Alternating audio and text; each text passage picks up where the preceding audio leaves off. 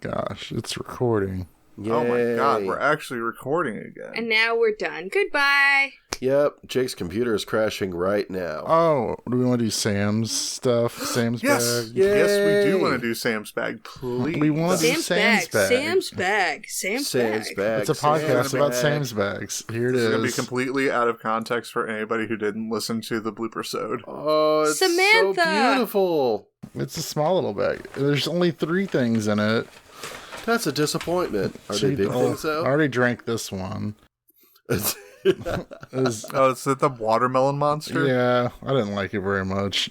It just It sounds was bad. free. Yeah, I tried it and then dumped the rest out. Is that one of the zeros, or? It's a 0 on the flavor scale. Yeah, oh, dang. Yeah, it's zero sugar, Burn. Monster Energy Ultra Watermelon, which I don't know. Ultra. How can you ultra I didn't see a regular watermelon? watermelon there. Okay, like- so 1 drink. And then this, which I haven't tried yet. It's like some kind of sparkling Yeah, those are good. water. Yeah, it's I what the can't ice. see lemonade. that. It's ice. What's up? Yeah, it says ICE, Sparkling Ice, Classic Lemonade. Yes. Those are Huh. good. It doesn't look solid. Is it solid? Just the Yeah, bottle. it's frozen.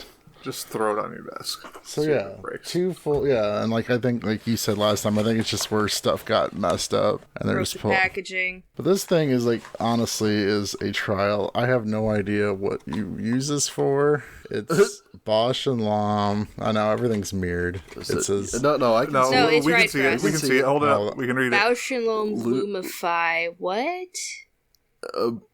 Redness reliever eye drops. Brimonidine. It's Bausch and Lomb tartrate. Clear Eyes. yeah. For dry eyes. I think it's for. I think the bag was meant for potheads because it's Yeah, like Monster lemonade, and then And then Yeah, I Follow up by, hey, we're hiring? Yeah, as soon as we saw like redness eye reliever, I'm like, oh, yeah, I know what Yep. this is for. Yep. and there's this little thing in there, pouch in a box, and then inside the pouch is what? Is it like a dropper? Or is My it the liquid? gosh, yeah, like how much packaging do you need? Like a dropper inside of a box, inside of It's one of those envelope. single serve droppers too. Yeah, Well, that You box just was break like the tab off. that box was like 1.5 inches by like 4 inches, something like that. yeah. It's just this little 2 it's inch just- by like a yeah. centimeter. It's not much. oh, it's like it's about the same size as like a harmonica, I would say. Gotcha. Or a tube of preparation. I know. That's like the most boring Mondo I've ever seen. It And does it'll look like probably a Mondo. and it'll probably hurt you if you try to drink it. Yeah, Oh, don't do definitely. that. Don't do that. No, it's On the just, box, this does thing. it say It's like do a- not ingest? It's like a nasty no, Kool-Aid it just says jammer. works in 1 minute. It doesn't say anything about not ingesting No, I it. am Just sure it snort it does. straight to the brain. It's meant for your nose. It's just so you could see the box better. Mm-hmm. Right. So the box is like, here's looking at you. I know, kid. like if you have like red eyes and like you need like drops, like this would be the most inconvenient thing. Like, You'd probably be too No. stoned to even be able to like try to use it. Like, how do I twist this? It doesn't actually say don't drink, I don't think. chug it. Oh no, it says yeah. Do it. Swallow, get medical help. There it is. Okay, Oh, don't Ah, there chug it. is. Don't Okay, chug it. Don't chug it. Don't chug it. You know, Kyle, it'd be more like, oh, my eyes are red. I need to go to work. Here's the packaging. All right, what was I doing? Okay, I gotta go to work. And then forget. So now I can finally throw all this crap away. You held onto that bag just to make sure we got it on record. Thank you. But no dates. Yeah, no dates, no oatmeal, no hot chocolate. 2 drinks and drops.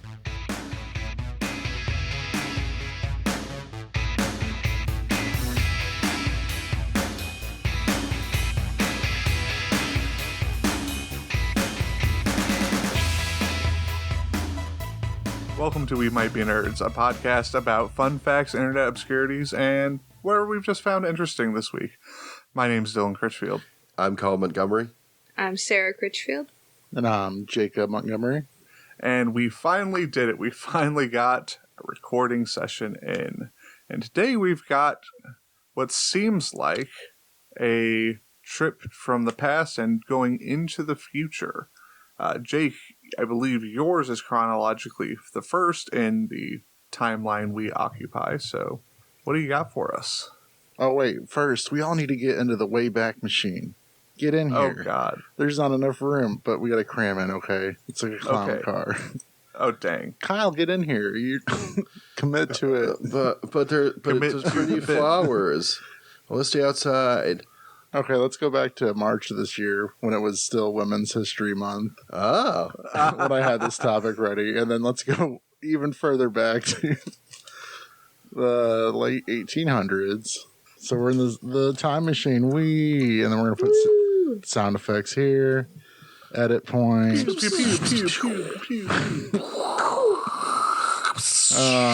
Sounds like a coffee grinder. Okay. That's because it is.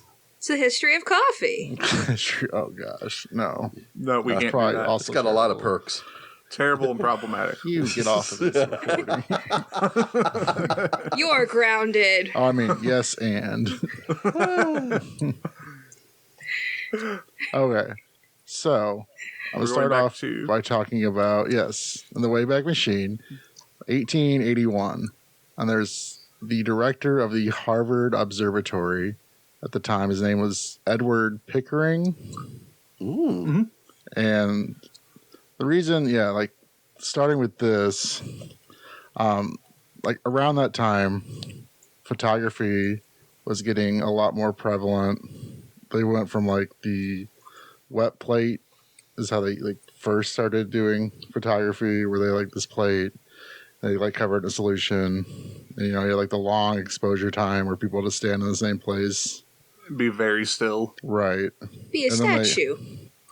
like in the Civil War when you see all those pictures. And then around that time they developed dry plates where you could prepare not exactly what film is now, we don't even use film anymore hardly, but you could use a prepared plate the night before, so it was a lot easier and a lot shorter time to take a picture, Because it was still a long exposure. right? It was still a long exposure, but you cut down on the time a lot by preparing these things in advance. And so, they started using these on telescopes to try to map out the stars that they could see at the time. Because before, it would just be people looking through a telescope, okay, there's a star, at this angle, at this, time of year, at this time. And charting it. Mm-hmm. And that took, forever. And had a lot of human error in it. Right. Sure. And then with the revolution with the photography, we kind of have the opposite problem where there was so much data, but there wasn't people that could process it fast enough. And so this Pickering guy had a couple of student aides and other people that were helping him, and they were not getting through all this data that was coming in charting the stars fast enough. And so famously he said that my Scottish maid could do a better job than you guys. Ooh. And it's kind of progressive, cool for women. But another thing was he could hire a lot more women for the same price he could hire men to do the same job. So that kind of stinks. That does kind of stink. But it meant, there was a lot of women that were doing custodial type work, being maids or cleaning and just, teaching. Mm-hmm. They got pushed up into this higher education field, and they became known as computers. Before there was, that's what they would call them, because they would compute calculations based off of the photographs of the night sky they had. And the angle and the angle, all the other information, Right, and they would, you can see Cosmic geometry. right, cosmic geometry. And Stellar work. Yeah. Mm-hmm. Very stellar. I'm all over the place now. Let's see. So at the height of this, Pickering had almost 90 women working for him between 1881 and 1919. I think that's when he either quit or died. I'll have to look that up. But one of the people he hired, we'll look it up and I'll put it in the historians notes. aren't sure. No, they're not sure. He might still The be world alive. may never know. But yeah, his He's out there somewhere. He's in a cave in Argentina, you know, like you know. They put him inside Hanging out the with Elvis. telescope. Yes. And yeah, like his Scottish maid, her name was Wilhelmina Fleming, and she was so good at like doing these computations and copying the dry plates where the photos were on to paper. They would still do that, but it was a lot easier since you didn't have to like look in a telescope and then go over here and write it down. You just like look at the plate and then put it on the chart. Yeah. And she worked at the Harvard Observatory for 39 years. Good tenure. Wait, this was at Harvard? At Harvard, where, yeah, like... Wow. Way to bury the lead. Right. I said at the beginning that this guy was the director of the Harvard Observatory. Oh, right. My apologies. It's fine. No, there's a lot of loss. information dump here. So, yeah, I mean, like at a time when there was like only a handful of like women's colleges, it's kind of amazing to have like a woman and women doing this kind of work, especially like just post Civil War. Yeah, pre-suffrage. Right. Yeah, that's still like really cool to see like women doing like actual scientific work in the early 1900s. I mean, it definitely wasn't common, but to have that kind of bulk of women working on stuff, pay problems aside, that's honestly super cool. Well, Yeah. wasn't it true that she did do a better job than his actual assistants? Yeah, it was. That was like the main thing. And then like under that, like you get to read like the subtext was like, but they could also pay like women half as much. And I'm like, Which dang it. Oh, dang. You had to go and ruin it. Damn it, history. But she apparently, she Making did get like a strides. raise, and she got named. So like they were all like computers, like it was like their title. But she was like the director of the charting. Oh, not like the director, but she was like right under him, in charge of like all the ladies. Like after 15 years of her being there, so That's pretty she awesome. did get like a pay raise because she kept saying, and like she has like a diary, and she's like, if we're doing the same work, we should be getting paid the same. Which unfortunately, we're still fighting that battle. dealing with some of that, Yeah. around now. Yeah. You'd think after, over 100 years, even past that point. Yeah. I know. That sucks, but we're making it, we're making it our way. So yeah, just thought it was pretty cool. And apparently, like people that work, like even at NASA, they still use a lot of these star charts. Wow. 'Cause Wow. that's That's just like cool. the most like robust like collection. Because like another interesting thing with the photography I read is that even like with the naked eye, there was stuff that would show up on the telescope and on like the negatives that you couldn't see with the naked eye, or you wouldn't like notice just by glancing at, Yeah, but when you expose it, that was for it, that period right? of That amount of time, yeah. And that's like when they started like not only like charting where stars were, but realizing, oh, some of these are like They're bigger. moving. Yeah, some of them are moving, or some of them are much brighter or bigger. So they actually like from that started like the whole classification where you have like white dwarfs up to red giants. red and all giants. that. Yeah. I have to wonder how much of the mathematics that they discovered and founded is still in use today in modern charting and in the computing associated with modern star charting on these the more powerful telescopes we have today, Hubble and whatnot. Yeah, I mean, if not like similar, at least it's all foundational for what they do today. Yeah, for sure. Putting the building blocks in place is super important and is super cool piece of women's history. And I really appreciate that. Yeah, and with all I couldn't get too much into all the astrophysics since I don't actually understand that stuff that well. But the topic's really cool. Yeah, it is pretty cool.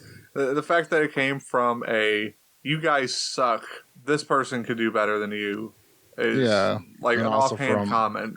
Like going from, well, we're just going really slow because it's hard to collect the data to we have so much data and we have no way to process it all. Yeah, that's kind of a good problem to have. Right. Kinda, yeah. Just like- be Yeah. nice. Yeah. Be better if they could. Like, here, let's create some jobs, Right. but let's pay them equally. Please. Yes. Why don't you? Why don't you? Why don't you pay them equally? So, quick side note: I know you'd been holding on to that topic since March. Again, we had some delays, some technical difficulties. It's not but March we're anymore. here now. No, Yes, it's this so March. It's almost It- May. it- it's- gonna Today be is month. May. March 56th, right?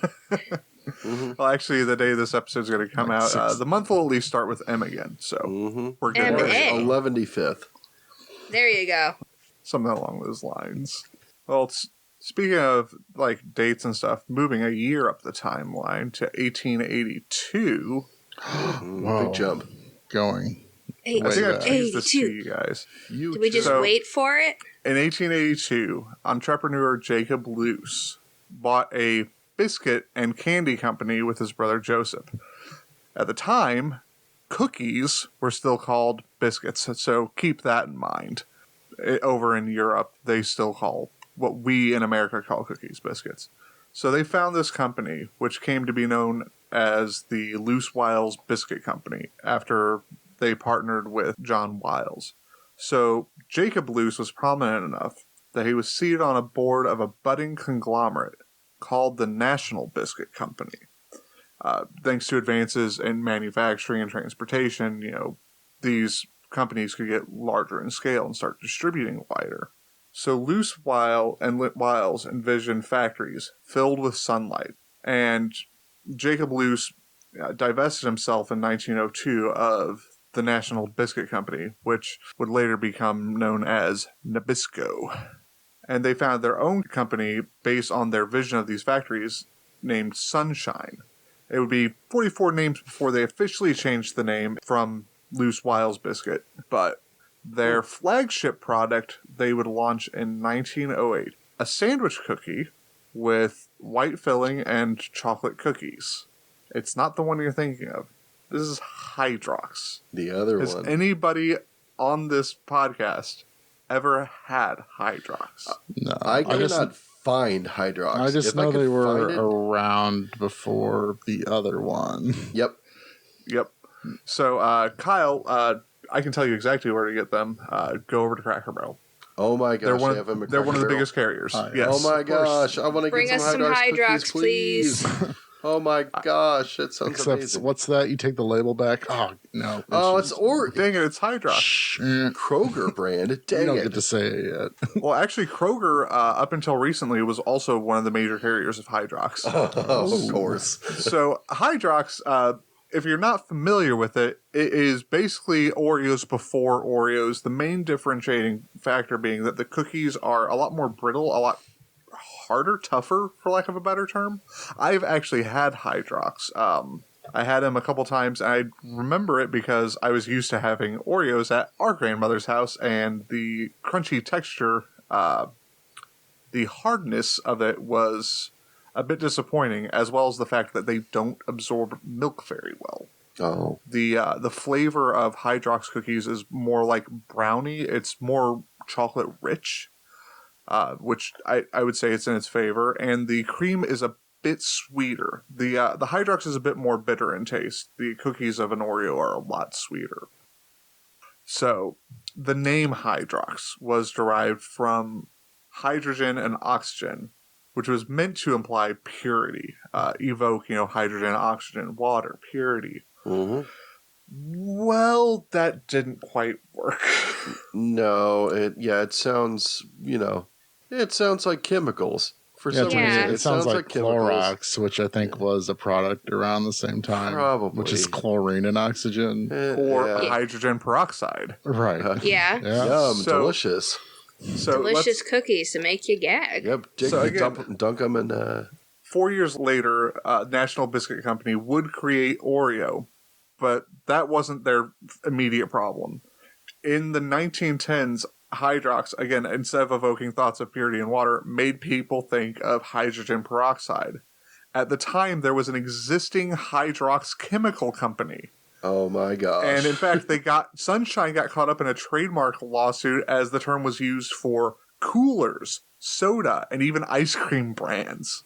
So they had a lot of lawsuits to deal with. And over the next, intervening 40 years up until the 1950s, Hydrox's branding was basically warning customers of imposters, doing the 1900s equivalent of saying, we were first. This is the reason you should buy our product, is because we did it first.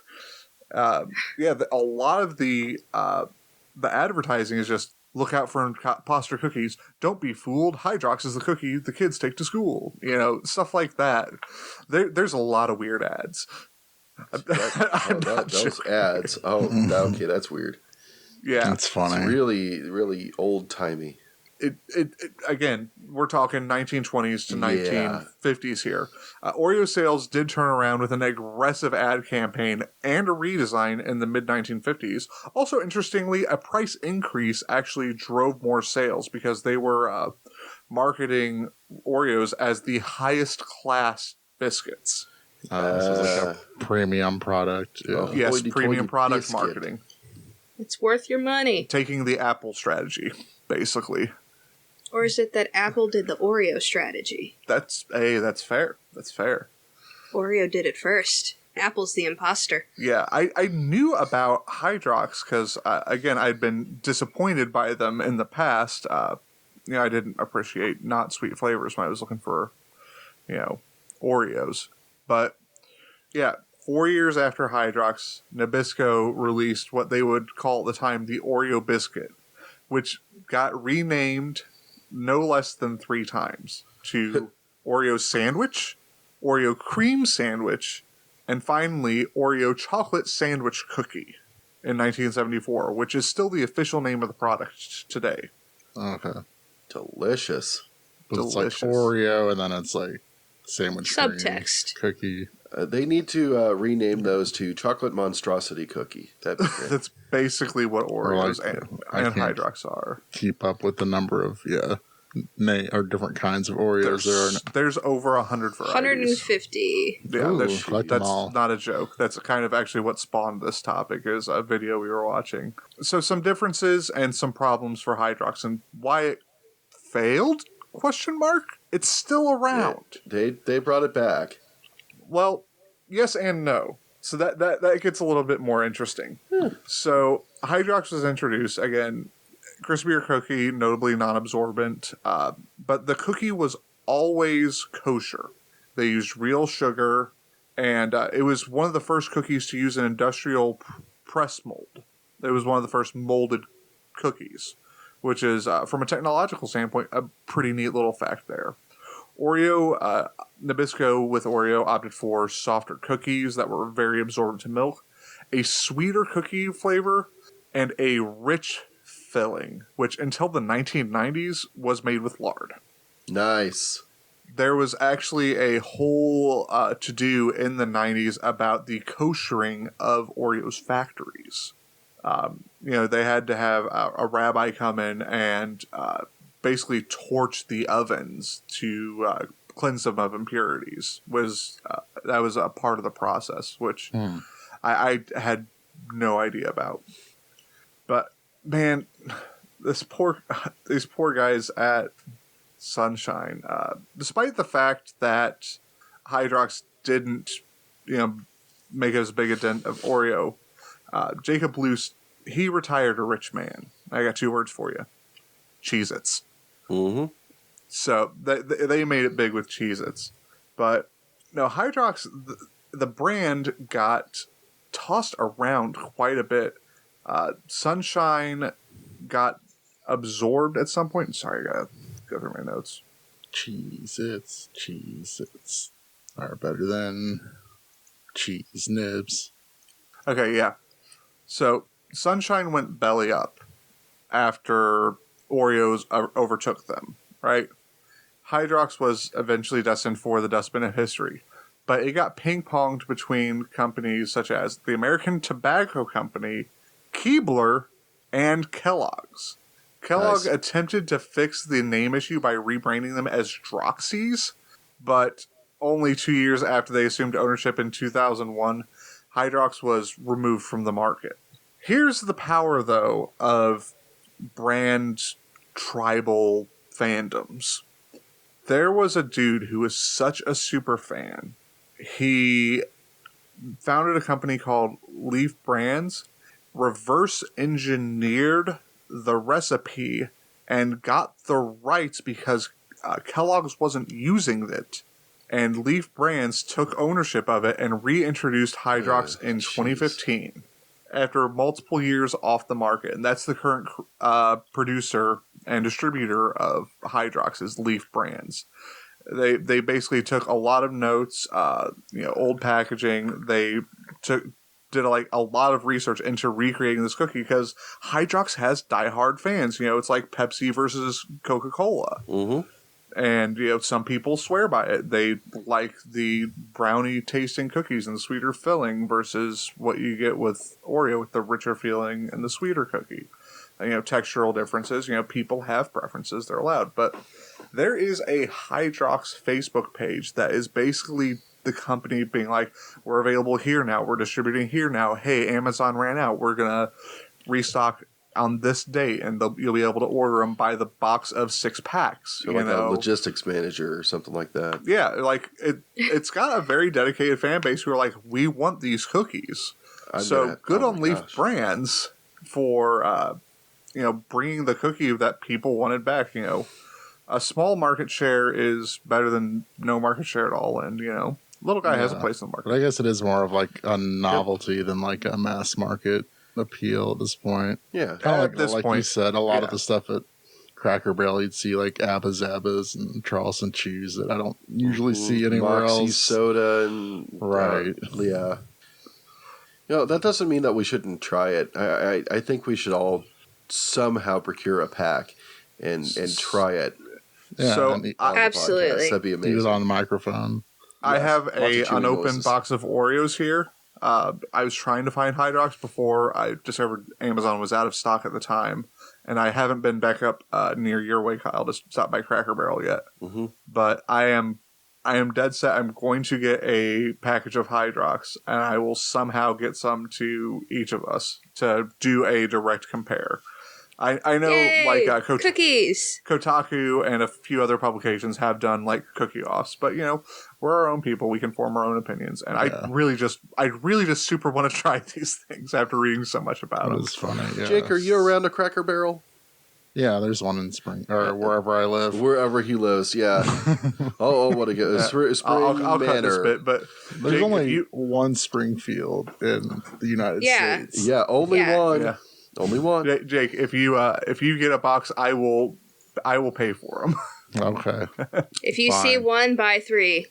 Yeah, I do like how you said earlier, like the Coke Pepsi comparison, except it's like if Pepsi came and like copied Coke and then completely like threw them to the dustbin and like everybody thought Pepsi was like the original cola, Yeah. Yeah, I think that one of the articles I read did reference the Pepsi Cola thing as actually being very similar in nature. I did not read into that. I think there was at one point where Coke could have bought Pepsi and they decided not to because they're like, well, you guys are just gonna die. And they came back.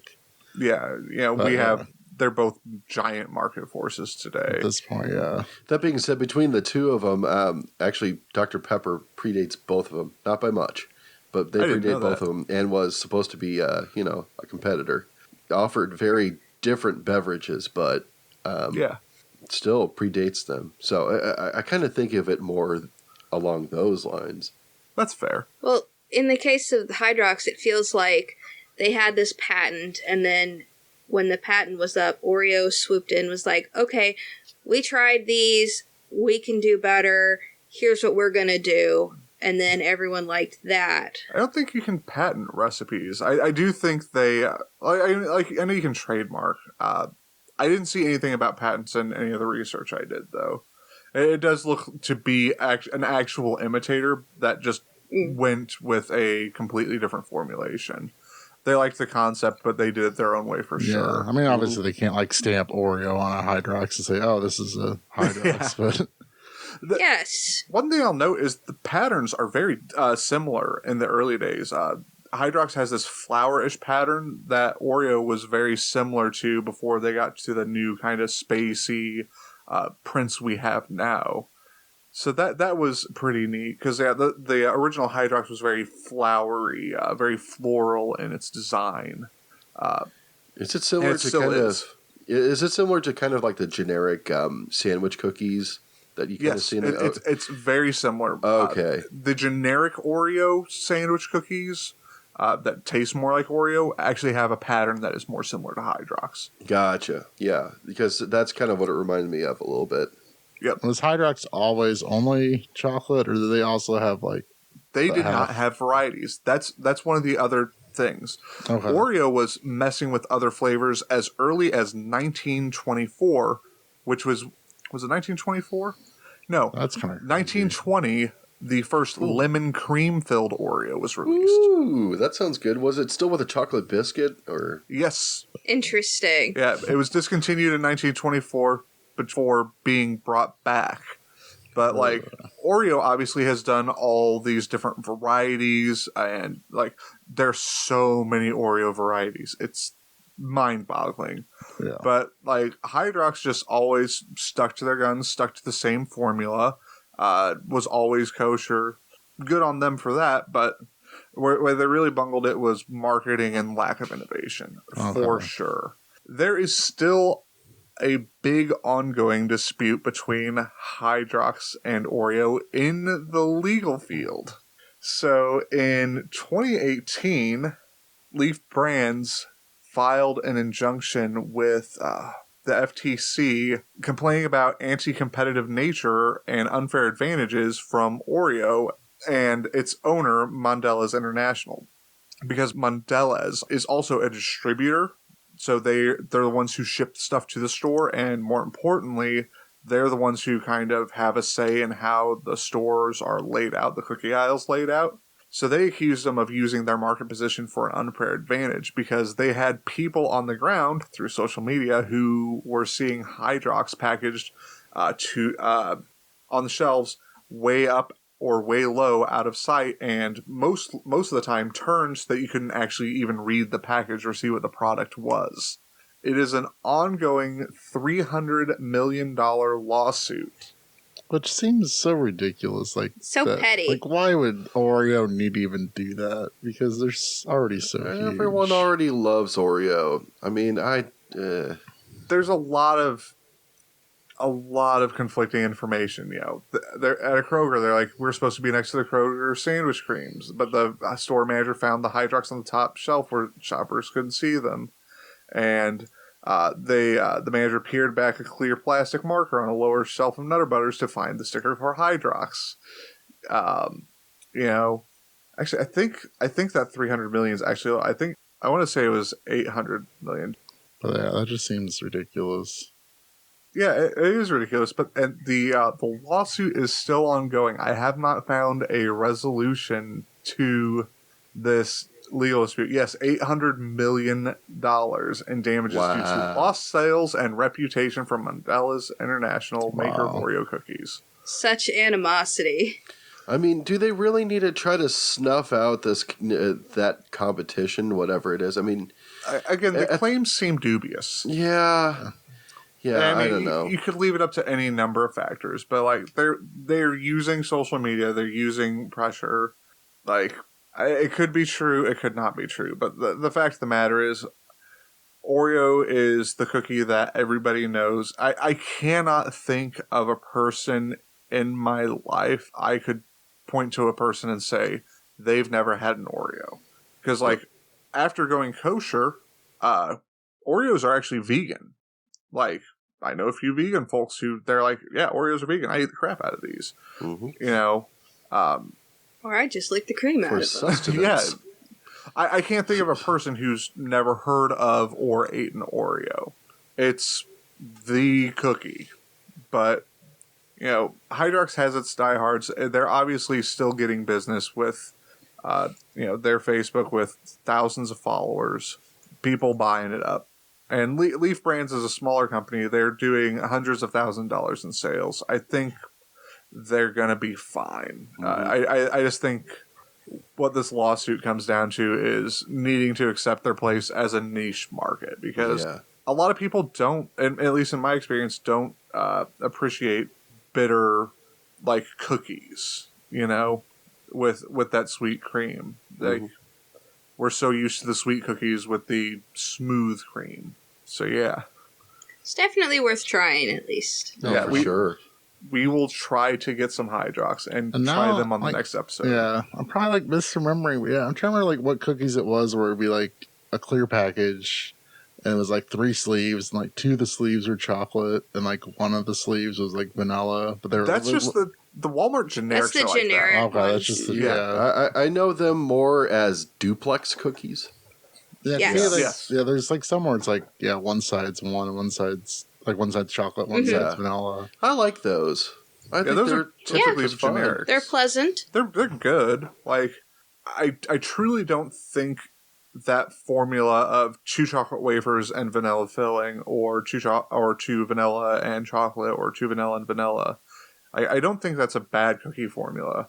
I do think, though, that most of them on the market share that ability to absorb milk and that softer texture that Hydrox can be off-putting to people who had Oreos and those varieties of cookies first. When you bite into a cookie and it doesn't immediately crumble and you actually have to apply force to it, that's something that can be a non-starter for a lot of folks. The flavor is another factor. It's a jaw exercising cookie. Yeah, I wonder if it's Definitely. like more like a holdover from like you were talking about how like the word cookie and like biscuit, or the word biscuit is used in Britain. If their cookies are more harder like that, I'm not sure. I'm not sure. I've got a guy I can ask, though, about his snacks. So, And I knew someone who, like, it was really bothered by, down here things being called, like biscuits being something other than what a cookie is. yes. And, like, anytime that anyone would mention biscuits and gravy, the first image would be a cookie covered in gravy, which is gross. Delicious. Yeah. Yummy. Yes. Breakfast gross. and dessert. At the then, same like, time. Yep. Crackers are like a party favor. Yeah, they So- prefer the term scone for the, like, what we call a biscuit. So, yeah. Gotcha. Oh, thank you. Yeah. Anyways, we'll not get into Anyway. that. Yeah. Well, that's a good point you make, Jake. Though, because like here in America, we have a lot of things that are infused with sugar or high fructose corn syrup. We are definitely the nation of the sweet tooth.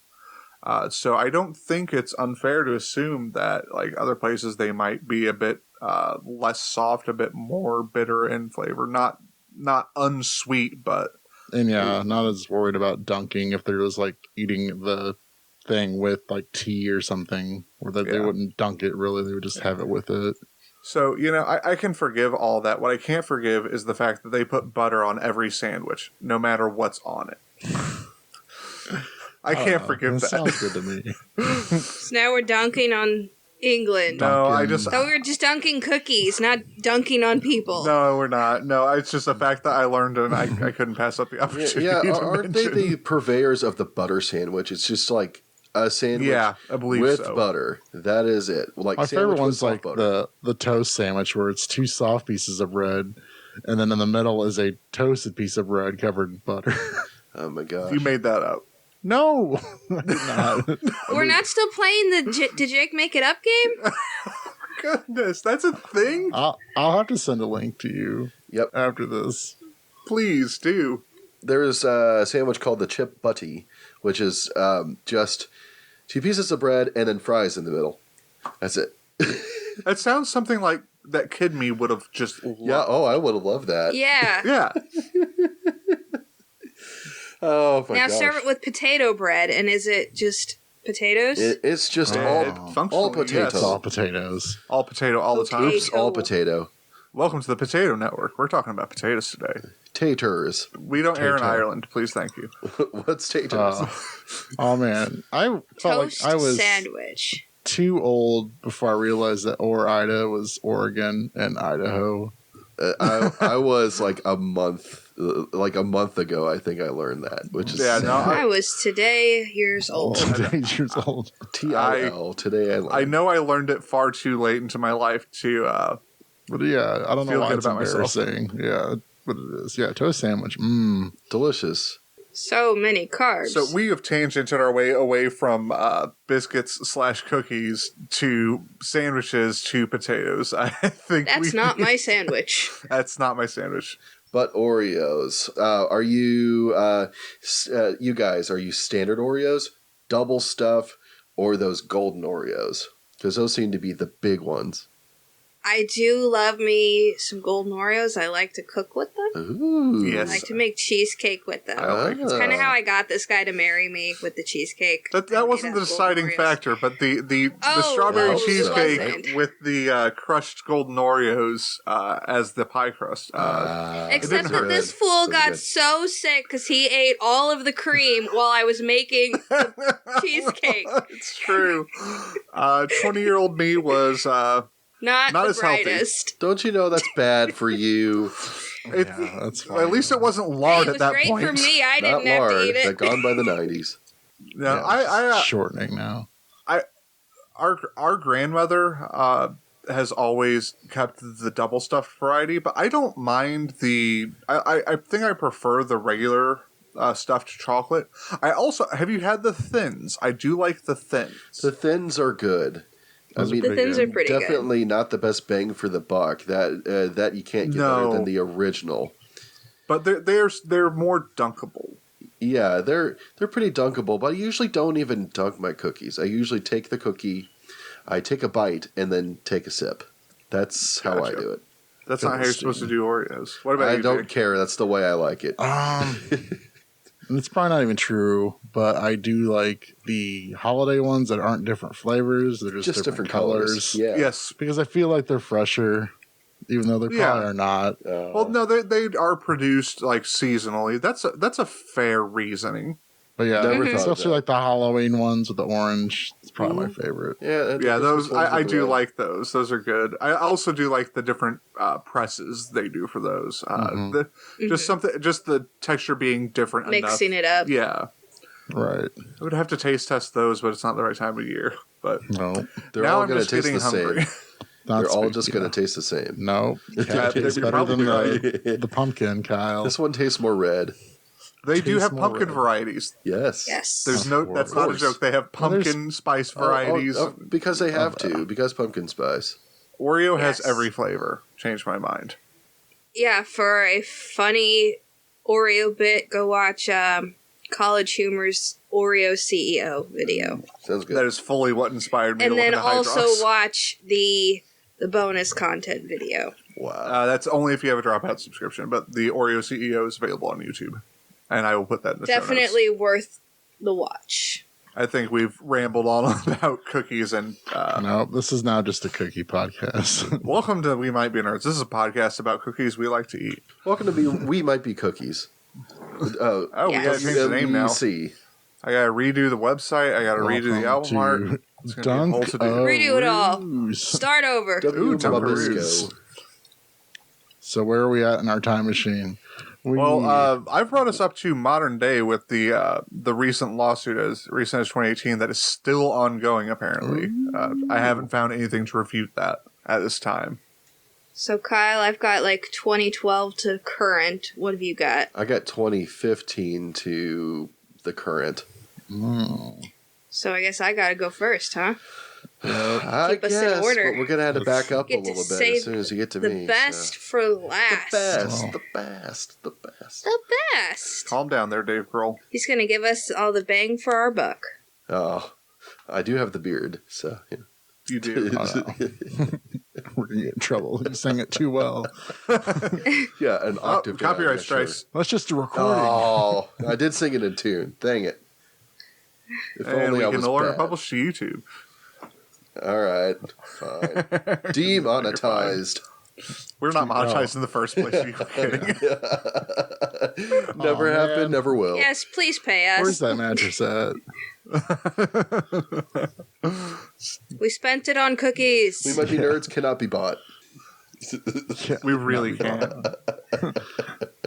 Is it won't that be we can't be bought or no one will pay? Anyway. Please buy us. We're not exactly marketable. No. No. We're not sellouts. We're not sellouts. Unsustainable. Ooh, but are we retainable? I believe so. What do you got? What about explainable? Jesus. So, you guys ever been out on a drive, nice day, windows down, and then all of a sudden the truck in front of you just spews out this nasty black cloud of smog. And you just like choke on it for a bit, and you gotta roll the windows up, but you're too late, and it's just unpleasant. And then you think, wow, that went directly to my lungs. How much of this is going in the air? This is everywhere. I don't like that guy. That's my Why'd you daily buy that commute car? experience. Thank you. So we can all agree that diesel engines are terrible for polluting, and not to mention factories that do this too. Luckily, like, it's somewhat regulated here, but in other countries it is not regulated as much. So back in 2012, this guy, Anirudh Sharma, he was studying at MIT, and he went to India to further his studies because of unregulated pollutant laws and whatnot.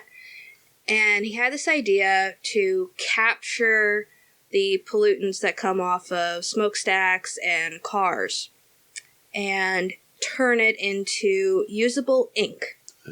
Ooh. And did all this work over in India, came back to MIT, and he initially started by basically pranking one of the printers at MIT. His initial prototype, he captured the soot from a candle and put it in an ink cartridge and swapped it out with printer cartridge. Man. And no one was the wiser that it was made from from soot. And he went on to develop some more tech, some pretty wild-looking devices that were retrofitted onto cars to capture these pollutants coming off the cars, where it basically looks like an old school cartoons, like the giant funnel things on the villains' cars. Yes. Oh, yeah. So, that's funny. And then he'd have it there, or driving around trying to actually, filter it out of the air itself.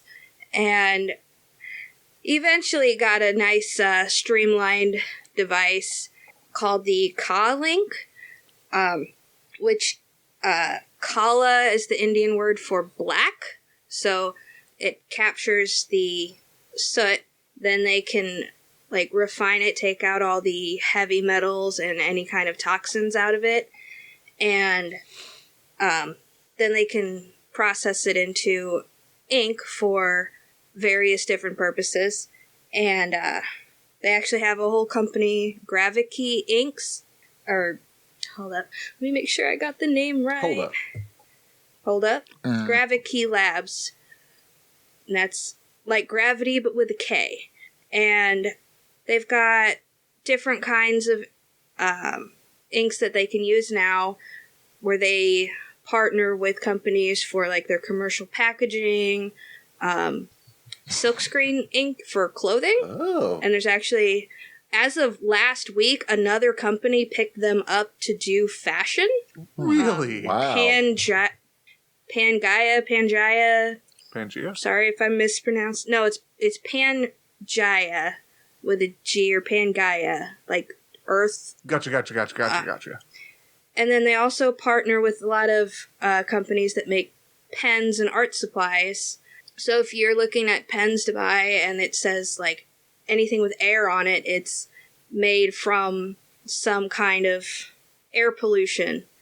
And to really get their product out there, out in Hong Kong, they hired a whole bunch of street artists to basically graffiti Hong Kong with this ink.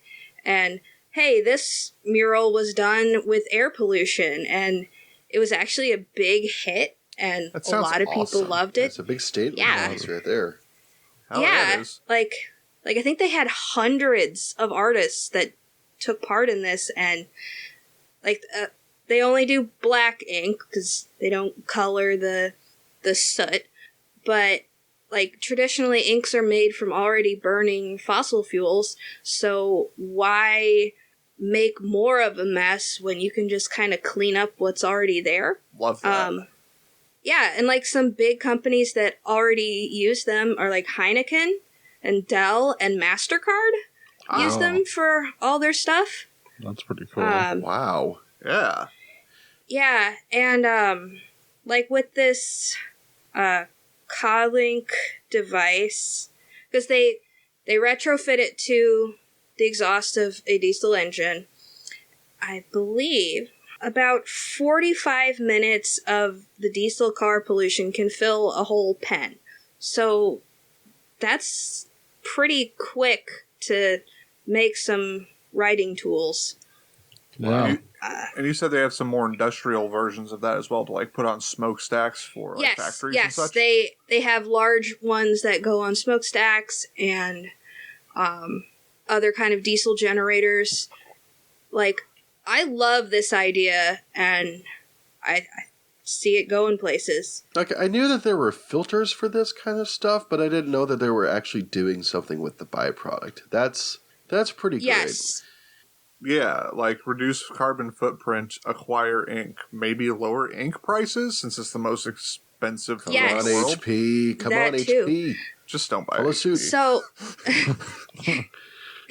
Oh no! Sorry. I hate but HP. when sorry. he was I do too. I get it. Yeah.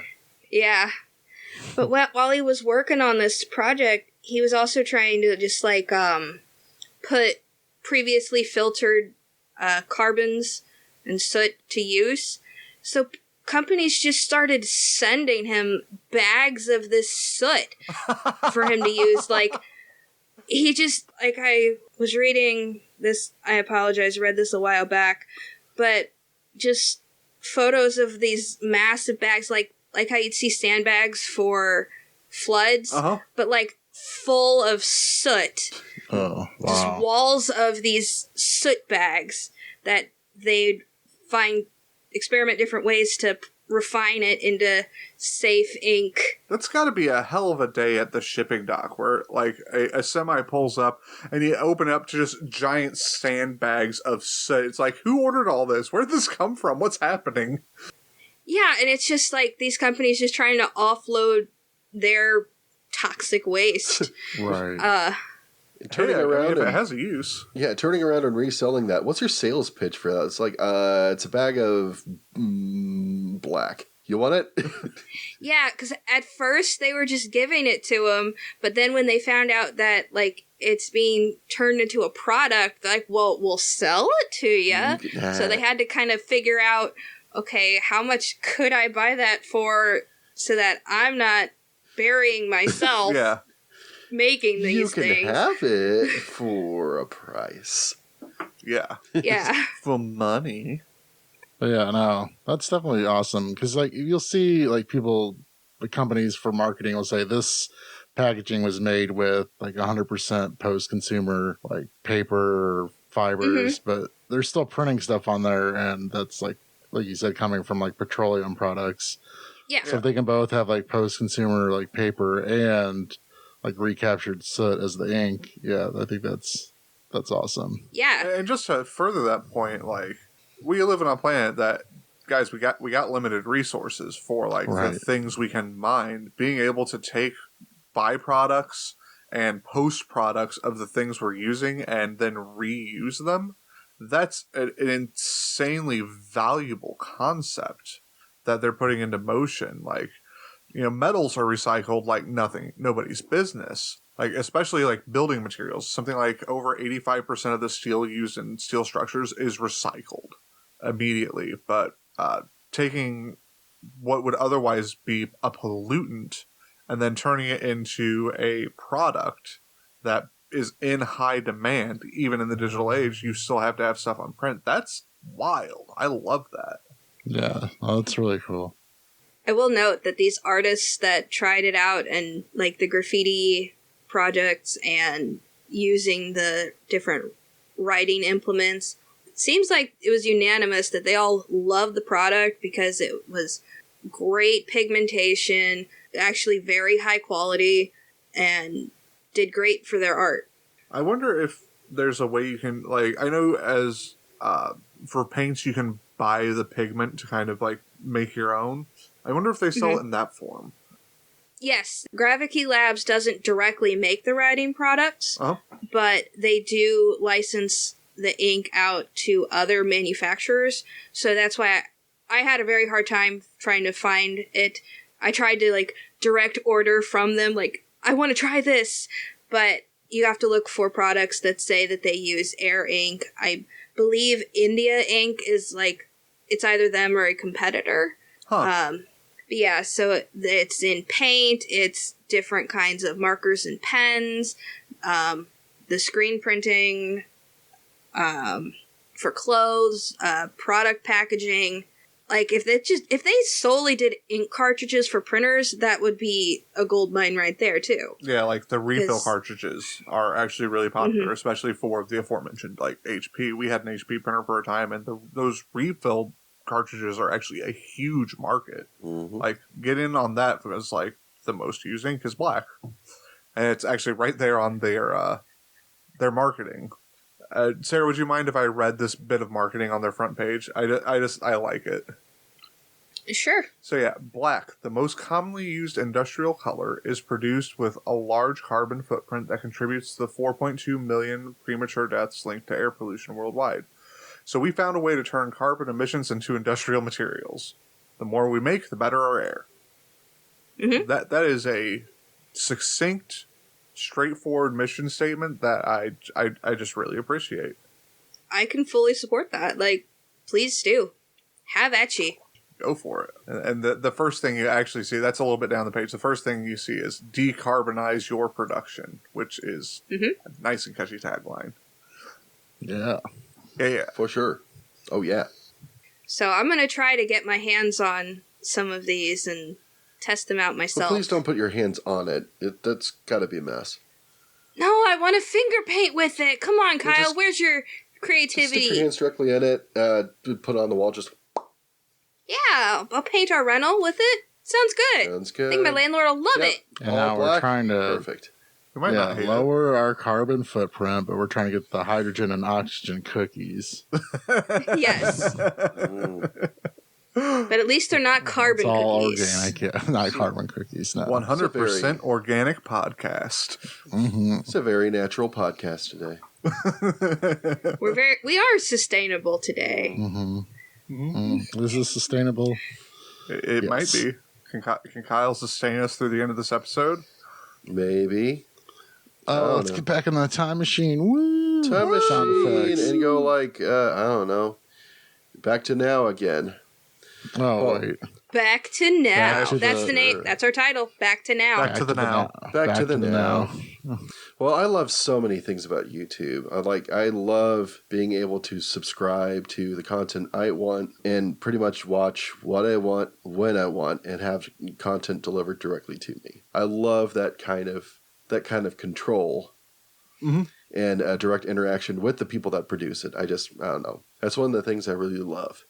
But then there are times when I just start diving into a rabbit hole, something I've never dealt with before.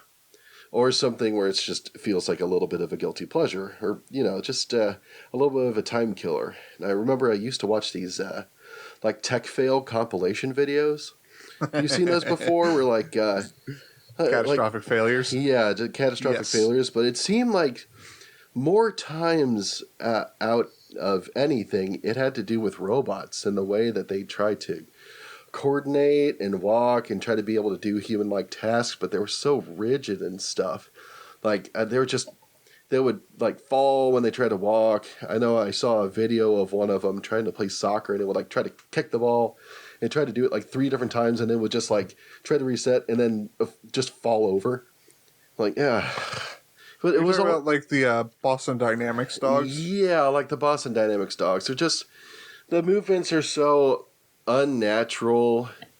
If you Are those robot toys from the 90s? yeah, Robo-dogs? Yeah, those two. Yeah, but when they're in a nice and measured environment, they're amazing things. But trying to do human-like tasks, they can't. There's precise servos that are trying to move in an imprecise environment.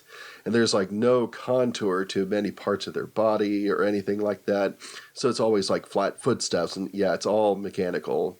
when they're trying to do real world things, they end up just really dangerous with that rigid skeleton. They're heavy, and they can damage really delicate structures and plants and even people. If you fall on top of a person, that could hurt, especially if it's wielding a power tool. Yeah. Yeah. And like, have you ever seen a robot try to like get out of a moving car, or not a moving car, like a parked car, or like try to open a door? Have you seen how long that kind of thing takes? It takes them quite a bit compared to a human. Yeah, no, I mean, and like a 3-year-old kid. I know my 3-year-old kid can just grab a doorknob, turn it, and walk into the bathroom while I'm trying to use it. So I'm like, great, thanks, child, I love you. But but a robot, you don't have to worry about that. But they're starting. Because you got time to finish up. Yeah. And robots respect your privacy too, because it's one of the one of the laws of robotics. It's a surveillance bot. It's here to watch. Gosh darn Oh it. God. Yeah, That's the opposite of respecting the privacy, Sarah. That's the opposite of what the kid does. Yeah, that's like that's birds. exactly what the kid does. That's like the whole like birds aren't real thing with like the birds being like government drones. Yeah. So how long does it take a robot to open a door handle? Oh, just gosh. for reference. I just remember seeing footage of one, but there was like, it was already moving very slow, like just trying to. But then you notice that it was actually sped up 3 times. You're like, oh my gosh. God. I mean, it took like a good, like at 3 times speed, 20 seconds, something like that. So it was like a full minute. So it had a lot of calibrating. It had to calibrate it, had to find the doorknob, grab it, open it securely without accidentally bumping the door or shifting the frame or breaking the door handle or anything like that. Fair. And so making robots softer and a little more imprecise, but with like built-in and passive countermeasures to kind of like mimic the human our human imperfections that make us a little like softer. You think that'd be the way to go? Squishy. But and the robots are getting a little better at like gross motor skills. Like just normal walking and moving and emulating that like that, but they still really move in unnatural ways, especially when it comes to fine motor skills. That's the thing that has a lot of promise nowadays. But we have to rewind back to 2015. There had been developments in this field as far back as the 2000s, and the inspiration does go all the way back to the 1880s. Really? However, 1880s. Covering the full spectrum of our timeline tonight. However, all that is culminated into a project that started in 2015 at Colorado University Boulder, where they came up with a unique solution, the Hazel Artificial Muscle. That stands for the hydraulically amplified self-healing electrostatic actuator. And this is inspired by our biological muscles, sinew and strands and everything and all, and with the work of the inventor, based on the work of the inventor of X-ray technology, all the way back in the 1880s. So what this guy in the 1880s figured out is that certain materials react differently to being bombarded with X-rays. They contract, like, kind of like a muscle does a little bit. But it was, at that time, hard to control. X-rays were kind of new. And trying to develop technology like that won't go fast without the aid of many other things and understanding so many different concepts and dynamics and in physics, which just wasn't really there yet. And that work continued really into the 2000s when they saw these kind of like polymer bags that were being inflated and deflated using air, and it was kind of mimicking a little bit of a muscle, but it was once again fragile, hard to control, and if it blows, it blows. So using like air shocks. Exactly. And so based upon that kind of technology, an idea that they had was basically this. Imagine you're taking a Ziploc bag, fill it with oil, squeeze some of the air out of it, like try to get all the air out as much as you can. A bubble or two is fine. Put a plate, like just a glass plate or something like that, like a sheet of glass or something like that, And if you press down on one side of this bag that is, not constricted at all, you press down, you put force on that oil, it forces it out from under the plate into the rest of the bag. And you see the oil will kind of be forced, like it'll tense up and expand the oil kind of upwards, downwards, but then contract the bag inwards towards the plate. So, yes. and in that way, that kind of can mimic a little bit of what a muscle naturally does in nature. When you send an electrical impulse, like, with your brain, if your brain thinks that your muscles tense up and can cause something to, contract and go into a different position. Same kind of thing is used with this. And with this kind of technology is like using this bag, like the bag and the plate as an example. If you put variable forces on that plate, that changes how much the bag wants to contract. So you can have very fine, precise contractions of this bag that can be easily controlled. Without having to be as precise as steps on a motor. Exactly, yeah. Yeah.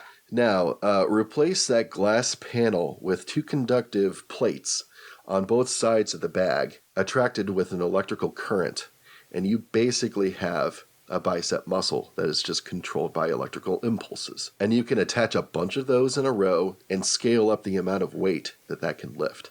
Oh, that's cool. Now, there are kind of like different types of how this muscle works. There's one of them that's more in the shape of a donut, where there are metal plates that contract on the inside and force it to the outside of the donut. You got the two metal discs in the middle, and then like the whole bag is circular, and all the oil gets to the outside of the circle. So that works as well. That's been used for that's been used to actually emulate more individual kind of strands of I saw it compared to an elephant trunk and being able to move an elephant trunk in different ways. Okay, no, that makes sense. Where you like put a that series of like donut-shaped muscles with plates. Yeah. And, yeah, applying the current on one side would cause it to curve upward, and then the other one would cause it to curve. Yeah, that makes sense. Yeah, especially if you apply voltage to like if you got three of them kind of in a triangle pattern, kind of, and then stack them upwards. The more you put voltage on one side, the more the whole stack is going to want to curl one direction. Yeah. So like it works with stuff like that. But there are also ones where when you apply the voltage, they're large plates, and they will push together and push the liquids downwards as kind of like not a contraction, but like a relaxation. Mm-hmm. And an example of one of those types of Hazel artificial muscles could lift a gallon jug of milk. Really? These things, like when you put them, pounds, when you put those together, and depending upon how much electrical current is pumped into them, can lift multiple times its own weight, because these things that are being developed are made out of very lightweight elastomer bags with a specialized fluid in them.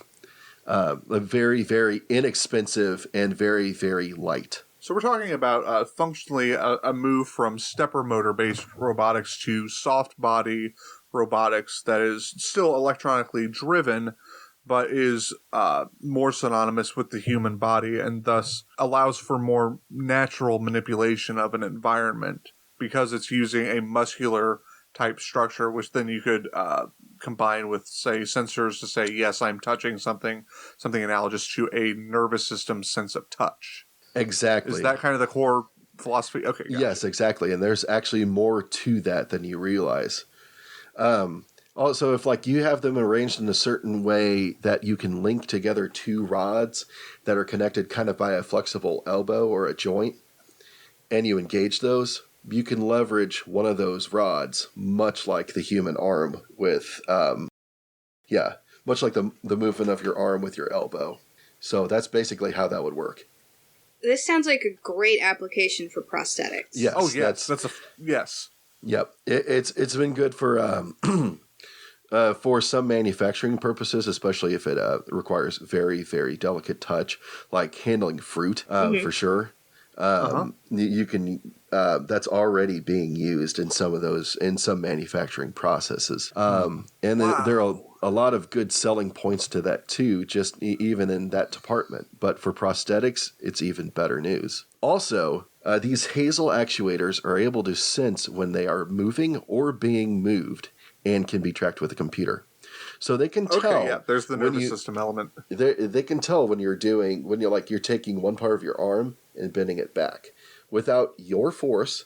I'm guessing it has to do with the involuntarily doing that is going to change the fluid dynamics and the fluid thus distribution. shift the plate.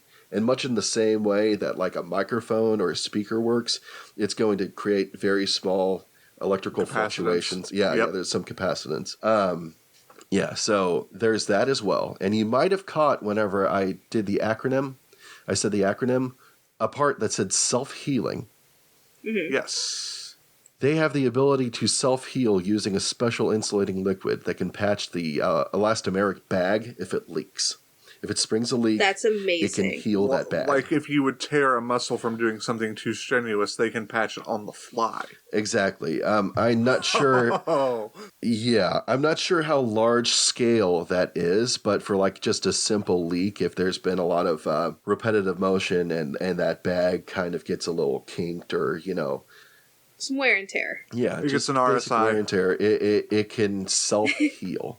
So yeah, it's just like blood platelets, coagulating to heal wounds. Yeah. Mm-hmm. So I feel even in just in robotics, that's quite a bit of a step forward, and that is something that to this day right now is being developed and breakthroughs are happening.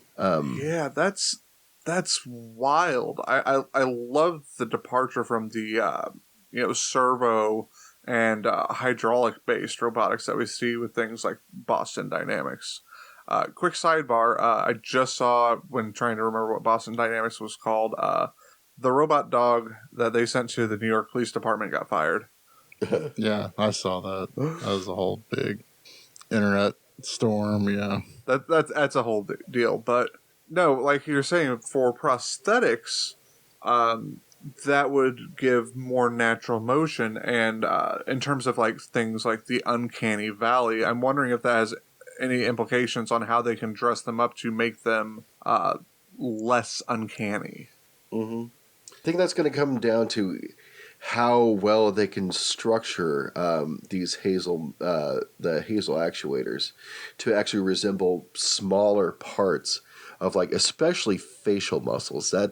I feel like that'll be the big challenge, trying to make those small enough to actuate, because kind of at the moment they more resemble larger muscles like biceps and stuff like that, and are a little more large scale. They're really not that small and compact yet, but I feel like much in the same way that microprocessors are getting more and more, smaller and smaller. They're getting smaller and smaller. Yeah. Like Moore's, that's Moore's law, right? Yeah, Moore's law. Yeah. Yes. Yeah, I have to imagine that is doable. Yeah, I mean, you eventually hit a point of diminishing return with Moore's law, but I have to imagine that they will find materials to make smaller plates viable with, and thinner, smaller bags. Maybe not for the purpose of, ambulating like face muscles and the like, but getting close enough to where robots can get out of the uncanny valley when they are presented with human-facing tasks. That would probably be ideal. Just to go back to the Boston Dynamics NYPD bot, a lot of the problem that people had with that was that it was just cold and emotionless and unfeeling. It just does its job.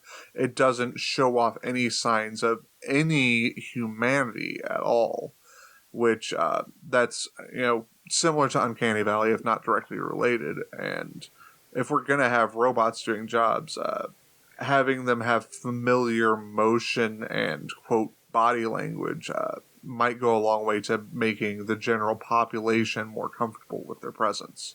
Yeah, and it's definitely a more one-to-one translation of how biological organisms move as opposed to like the servos they use on those kind of robots. So yeah, and especially for I mean, if they can get small enough to do like the small muscles like in a finger, because even like prosthetic that are like servos, it's still not very fluid. I think is kind of like what Kyle was getting at. Yeah. That everything's just more fluid with this. Yeah, I think that there are some demos on that actually where instead of focusing on the joints and having servos there, it's actually focusing more on the tendons that are running down, the muscles attached to the tendons that are running down your forearm. And they have the human body as a model to work off of for how to, quote, wire that. Exactly. And how to tune that ambulation. Mm-hmm. And I have to imagine that that's going to be far more efficient in terms of the energy used to power things like this, because it doesn't take much to attract two pieces of metal or two conductive pieces of something. Yeah, it's basically a soft form of conventional hydraulics. Mm-hmm. Yeah, which it's a lot more efficient than just every single joint having its own servo. Yeah, when you're putting a push-pull force on the joints themselves rather than having the joint be the driving force, that's going to have a lot more strength and a lot more versatility. God, it's so cool. Yeah, it is. Because instead of all like the servos working separately to mimic like a natural motion, it's like all of these bags like moving together. Like you're talking like the tendons, like the muscles all move together. Mm-hmm. Yes. So yeah, that's pretty cool. You just want Baymax, Kyle, right? Is that what you're excited about? Baymax, your personal healthcare companion. That's where this is going eventually, right? Mm-hmm. You just want a giant bag robot. Yes, I want an inflatable bag robot. Yes, please. Except with more fluids. More fluids. Less Fluid air. Baymax. Less air, more fluid. 99% hot gas. No, less hot gas, more fluids. Okay. So more fluids. Baymax looks like a waterbed, not an air mattress. Well, I do have I have a picture of a good example of how these work, just like a good like it's a little chart that gives good detail. But also I have a video that demos these Hazel actuators. That is really, really entertaining to watch, and especially if you get it in conjunction with the person doing the TED Talk from Colorado University Boulder. That is extremely inspiring to watch. I will trust you will send us that information. We can put that in the show notes. I have really those, and I will do that. Yep. All right. Well, I think we've had a fun little trip through time from the 1800s up until the present day, and definitely looking forward. Those muscle fibers, that Hazel technology just sounds so thoroughly intriguing. I'm interested to see where that goes. But I think that's going to do it for this episode of We Might Be Nerds. You guys think it's time to wrap it up? Oh, for sure. Yeah, I mean this time machine is a rental, so we need to return it. Okay, we got. This time machine is a hot tub. We don't want to have late fees. Some like scientists like in this barn. I don't know. He let me use it. Do we just return it to Rent-A-Center? Yeah. Return to H.G. Wells. And I didn't get the additional insurance, so just be careful. Oh, we're not insured. We got. Yeah, let's try. Oh yeah, we need to return it quickly. All right. Thank you so much for listening to our podcast about the wild pieces of science and history and whatever we happen to find an interest in this week.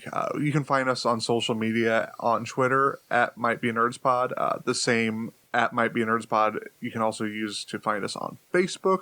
If you want to send us an email, WeMightBeNerdsPod@gmail.com is where you can drop us a line. And if you want to take a little bit deeper dive into the topics we've talked about today, you can find our show notes and all of our links and references at WeMightBeNerds.com.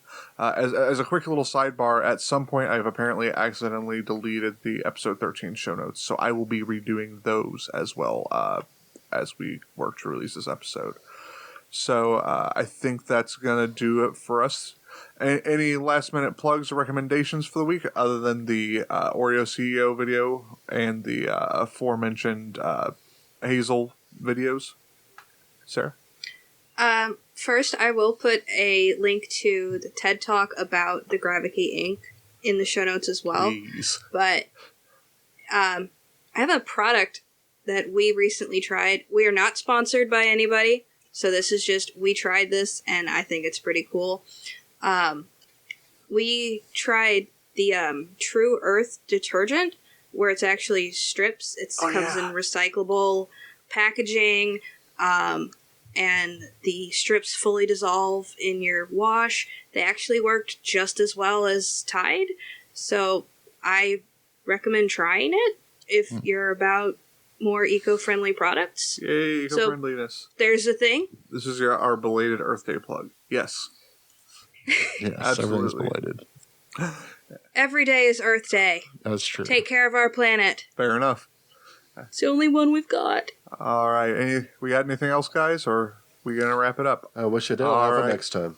All right. We'll see you next time. Thank you so much again for listening.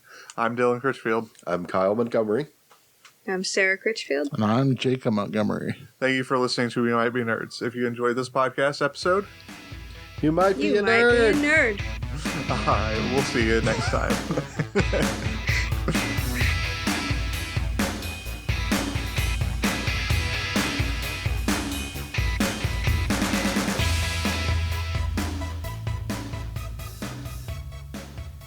Continuing our trend of awkward and we don't know how to do the signs offs. I think all of us need to Yep. shout it at the end. That's what we should do. Yeah, No, okay. I'm not doing Let's that. try it again. If you like this episode, I'm not doing a retake. if you like this episode, You also You might be a Wait. cookie. You might like- also like. you... Hydrox. bag muscles. Brought to you by Hydrox and Bag Brought Muscles. to you by Nabisco. Bag It's muscles a non-stop made disco. of air pollution. Bustles. It's a non-stop disco.